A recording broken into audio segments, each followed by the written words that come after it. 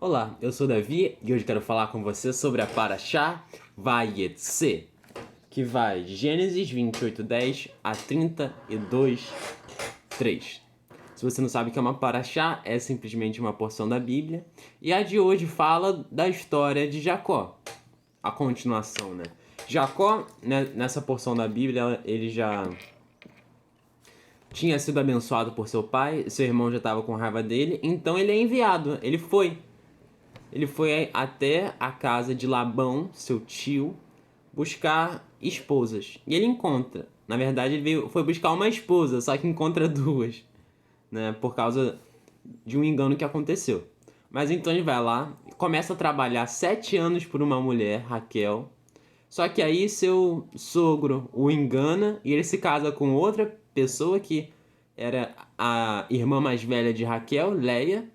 E então ele espera mais uma semana, depois casa com Raquel e depois tem que trabalhar mais 7 anos.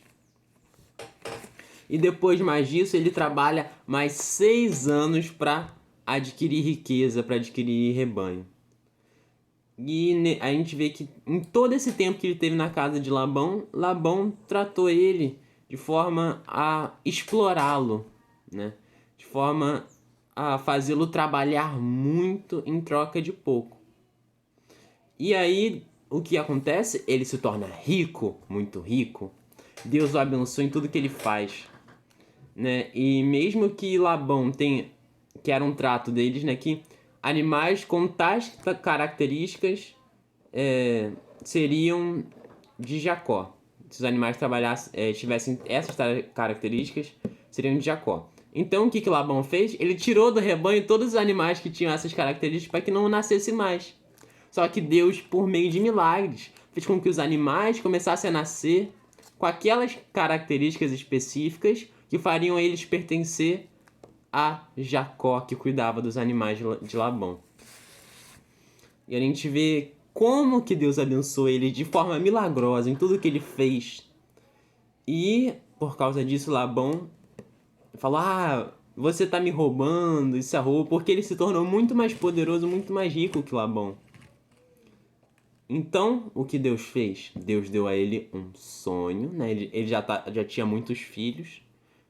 Já tinham nascido todos os filhos deles, exceto Benjamim.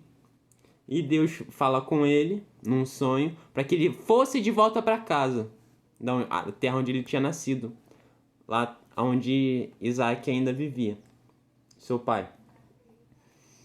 Então, o que ele faz? Apesar do temor do seu irmão, né? Porque ele não sabia o que encontrar. Apesar de temer aquilo que seu tio faria se ele fosse embora, né? Porque o tio poderia simplesmente tomar tudo dele, tomar as mulheres, as esposas dele, que eram filhas dele, poderia fazer algum mal a ele. Mas apesar de tudo isso, o que ele faz? Obedece a Deus. Ele confia em Deus e vai e saiu daquela terra. Saiu do seu exílio para voltar numa jornada de volta para casa. Dessa vez carregando suas esposas, seus filhos, seus bens, seus servos, seus rebanhos. Era muita coisa, né? Deus abençoou ele muito. E ele vai e obedece. Só que aí quando Labão descobre, ele vai atrás, né? Labão tá indo atrás dele. Aí ele chega lá, fala: por que você saiu sem me falar nada e tal? Você até levou meus ídolos, né? Que Raquel tinha pego os ídolos do pai. Tinha levado com ela, escondido dele. E Labão fala uma coisa muito interessante. Deus apareceu para Labão na noite anterior em um sonho também para falar com ele, não fazer mal algum. Não fazer mal algum a Jacó. A gente vê que nesse encontro tem muitas tensões, discussão. E Labão fala: é tudo meu, essas mulheres, as suas esposas são minhas, seus filhos são meus, esses rebanhos são meus, é tudo meu e tal. Ele fica falando: é meu, né? Ele era ganancioso. Só que aí ele não fez nada porque ele temeu aquilo que ele ouviu. E então eles fizeram um juramento de que um não faria mal ao outro. Só que aí então Labão vai embora. né? Eles fazem uma refeição lá simbólica e tal, e ele vai embora. Só que o mais interessante de toda essa história, né? Porque Labão poderia ter feito mal a Jacó, é o seguinte. Tá lá em Gênesis 32:1. De manhã bem cedo, Labão levantou, beijou seus filhos e filhas, abençoou-os. Então Labão partiu e voltou para sua casa. Jacó continuou seu caminho. Os anjos de Deus o encontraram. Quando Jacó viu-os, disse: Este é o acampamento de Deus. E chamou aquele lugar Mahanaim. 2 acampamentos, né? A tradução. Então a gente vê, olha só tudo isso. Todo aquilo que tinha acontecido, todo aquele encontro com desavenças que poderia ter feito mal a Jacó, Labão poderia querer levar de volta os rebanhos, poderia querer raptar os filhos, as filhas, né, que ele tinha vendido, ele vendeu as próprias filhas, né, para Jacó em troca do seu trabalho. Ele poderia querer tudo de volta, ele mesmo falou que era tudo dele. Mas aqui a gente vê o real motivo de tudo isso não ter acontecido, de Labão não ter feito mal a Deus. Além de Deus ter falado a Labão e ele ter temido, houve ainda uma outra coisa. Que mesmo que Labão fosse lá e tentasse fazer mal a Jacó, lá estavam os anjos de Deus acampados juntos ao seu acampamento, de forma a protegê-lo e não deixar que o mal o atinja. Olha só, tudo estava nas mãos dele. Esse momento na vida de Jacó provavelmente foi muito tenso. Ele tinha trabalhado 20 anos para um homem ganancioso e tal. Ele mesmo não falou para Labão que estava indo embora por medo dele tomar as coisas dele, tomar os bens dele, as mulheres, os filhos. E então ele vai lá e obedece. Ele obedeceu a Deus e Deus não o frustrou.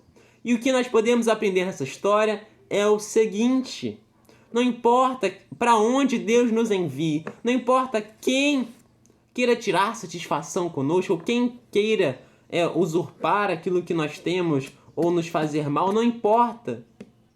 Ele vai estar conosco onde quer que nós formos. E ele não nos decepcionará, mas fará cumprir as suas promessas em nossas vidas. Porque no caminho de ida até Harã, né, Jacó passou em Betel, onde ele teve onde ele viu uma escada e os anjos subindo e descendo, e Deus estava ali junto dele e fez uma promessa. A promessa de Abraão, a promessa de que Deus estaria com ele, a promessa de que verdadeiramente ele seria uma bênção e por sua descendência também todas as nações da terra seriam abençoadas.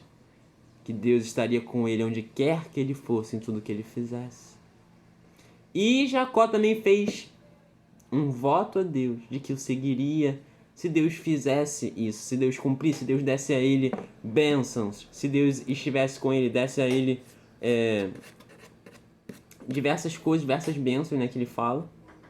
E realmente isso aconteceu. A promessa se completou e aqui está a prova viva. Que o sobrenatural de Deus interveio nessa situação de forma a fazer cumprir a sua promessa e a sua palavra. Assim, verdadeiramente, nós temos a promessa de que há um lugar esperando para nós no reino de Deus. E se nós perseverarmos na nossa parte dessa promessa, porque de nada adianta Deus nos oferecer algo maravilhoso se nós não fazemos a nossa parte para receber isso, verdadeiramente nós não precisamos temer. Verdadeiramente nós podemos descansar e saber que dele vem a nossa salvação. E mesmo que todos se levantem contra nós, os anjos de Deus estarão ao nosso redor acampados à nossa volta, de forma a nos abençoar e nos proteger. Essa é a fidelidade dele. Portanto, confiemos, pois temos motivos tão lindos para confiar nele, tá bom? E se Deus nos enviou, é nosso dever ir, e ele vai nos sustentar. É isso o vídeo, que Deus te abençoe muito. Se você gostou desse vídeo para assistir mais, se inscreva e até a próxima. Tchau, tchau.